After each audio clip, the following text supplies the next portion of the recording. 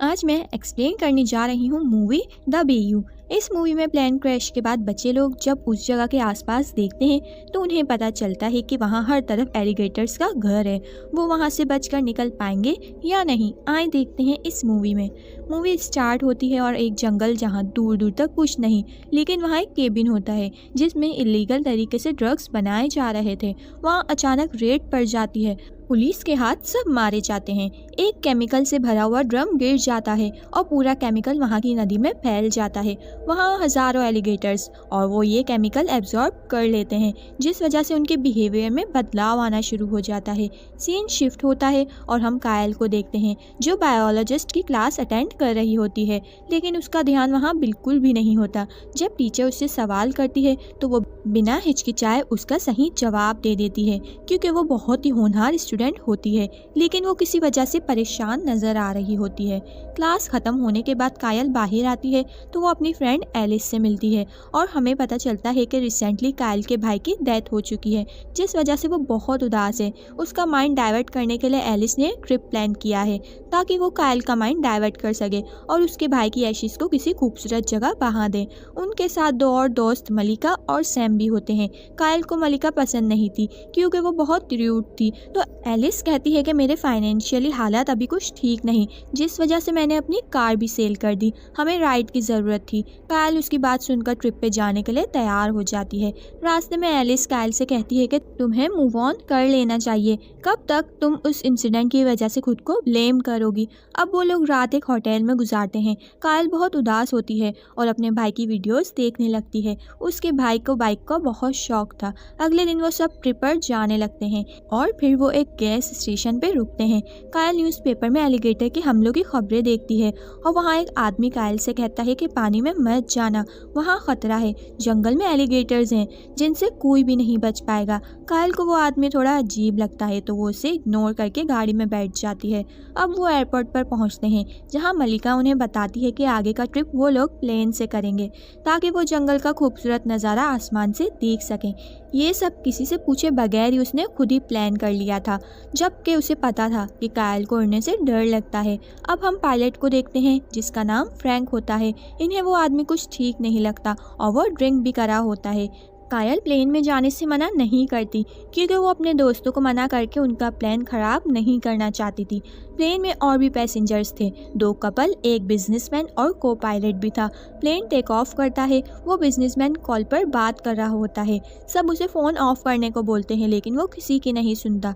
तभी प्लेन में टर्बुलेंस शुरू हो जाती है और सिस्टम काम करना बंद कर देता है। प्लेन नीचे जाने लगता है और एक नदी में जाकर क्रैश हो जाता है। प्लेन क्रैश में बचे पैसेंजर्स अपनी जान बचाकर नदी से बाहर आ जाते हैं। एक लेडी मार्ट का हस्बैंड लापता होता है और को पायलट भी, जो इंजर्ड थी। इन्हें पता चलता है कि ये फ्लाइट इलीगल थी, यहाँ कोई ब्लैक बॉक्स नहीं, जिस वजह से इन्हें बचाने कोई भी नहीं आएगा। इनका प्लेन बहुत ही घने जंगल के बीच क्रैश हुआ है और यहाँ दूर दूर तक सिर्फ घने दरख्त, नदी और दलदल है। फ्रैंक कहता है कि नॉर्थ की साइड यहाँ से 30 से 40 माइल्स की दूरी पर हमें कोई स्पॉट ज़रूर मिलेगा। अब वो लोग वहाँ से जाने की तैयारी कर रहे होते हैं। एलिस को कुछ आवाज़ आती है तो वो उस तरफ जाती है तो वहाँ एलिगेटर्स के अंडे रखे होते हैं। एलिस उसे चुरा लेती है क्योंकि वो काफ़ी एक्सपेंसिव होते हैं और उसे पैसों की भी ज़रूरत थी। फ्रैंक को पानी में को पायलट नज़र आता है तो वो उसे बचाने जाता है। तभी एक बहुत ही बड़ा एलिगेटर उसे पानी में ले जाता है। ये देख के सब बहुत डर जाते हैं और फौरन ही फ्रैंक के बताए हुए रास्ते जाने लगते हैं। उन्हें चलते हुए शाम हो जाती है। वो लोग एक जगह आग जला के आराम करते हैं। उस आदमी को फ़ोन में सिग्नल्स मिलते हैं तो वो सिग्नल्स ढूंढते हुए हेल्प के लिए कॉल करने लगता है, लेकिन तभी वहाँ एलिगेटर आकर उस पर हमला कर देता है। सुबह जब वो लोग उस आदमी की डेड बॉडी देखकर हैरान हो जाते हैं क्योंकि एलिगेटर इतनी बुरी तरह हमला नहीं करते। फ्रैंक कहता है कि मैंने अफवाह सुनी है कि एलिगेटर में चेंजेस आए हैं, वो बहुत ही तेज़ हो गए हैं और हमला आवर भी। एलिस को पास कैबिन नज़र आता है तो वो उस तरफ जाने लगते हैं।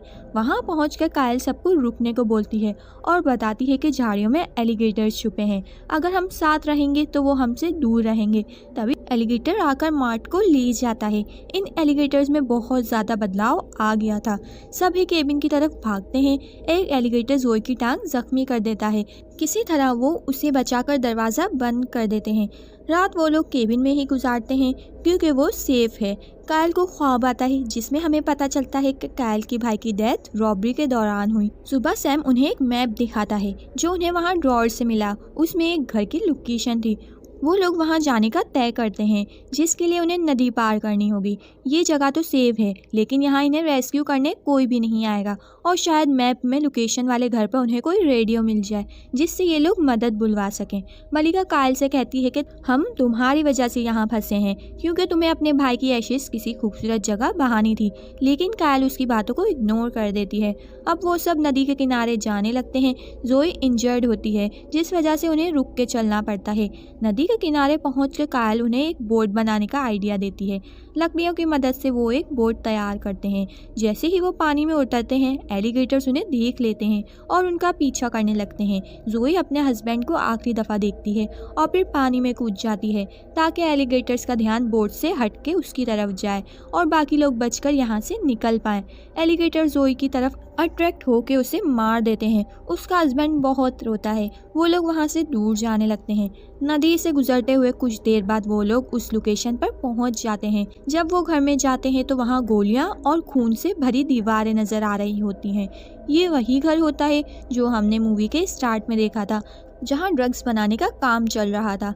ये लोग वहाँ रेडियो ढूंढने लगते हैं। वो लोग अलग अलग हो जाते हैं ताकि जल्दी उनका काम हो जाए। फ्रैंक और मलिका सीढ़ियाँ चढ़ रहे होते हैं। तभी फ्रैंक उसका रास्ता रोक देता है और कहता है कि मैं तुम जैसी सेल्फिश और र्यूड लोगों को अच्छे से जानता हूँ। तुम लोग खुद को पता नहीं क्या समझते हो। और वो मलिका को नीचे गिरा देता है। वो पाइप से लटक जाती है और उससे माफ़ी भी मांगने लगती है। तभी एक एलिगेटर फ्रैंक पे अटैक करके उसे साथ ले जाता है। मलिका की आवाज़ सुनकर वो सब वहाँ आकर उसे बचा लेते हैं। अब वो एक जगह पहुँचते हैं जहाँ बहुत सारे एलिगेटर्स होते हैं। वो सो रहे होते हैं और सामने ही रूम में कायल को रेडियो भी नज़र आता है। अब वो एक एक करके धीरे से उस रूम की तरफ जाने लगते हैं। आखिर में सैम आ रहा होता है और उसका पाँव स्लिप हो जाता है जिससे एलिगेटर उठकर उस पर अटैक करके उसे मार देता है। कायल, मलिका, डॉम और एलिस उस रूम का डोर लॉक कर देते हैं। कायल रेडियो से कांटेक्ट करने की कोशिश करती है। उन्हें सिग्नल मिलता है। कायल उन्हें अपनी लोकेशन बताती है। फिर कनेक्शन लॉस्ट हो जाता है। अब वो दूसरे रूम में जाते हैं तो वहाँ उनका सामना बहुत ही बड़े एलिगेटर से होता है। एलिस उसके सामने एक अंडा निकाल कर देने लगती है कि शायद वो इस अंडे के पीछे हैं, लेकिन एलिगेटर उस पर अटैक करके उसका हाथ ही अलग कर देता है। कायल एलिगेटर को शूट करती है। फिर वहाँ रखे चाकू से उसे इंजर्ड कर देती है। फिर वहाँ रखे फ्लेमेबल को एलिगेटर पे डालकर उसे आग लगा देती है और फिर वो चारों घर से बाहर आ जाते हैं। तभी वो लोग उनकी तरफ हेलीकॉप्टर को आता हुआ देखकर खुश होते हैं कि अब उन्हें रेस्क्यू कर लिया जाएगा। आफ्टर सम डेज हम कायल को देखते हैं जो अपने भाई की एशिस को किसी खूबसूरत जगह बहा देती है और यहीं ये मूवी एंड हो जाती है।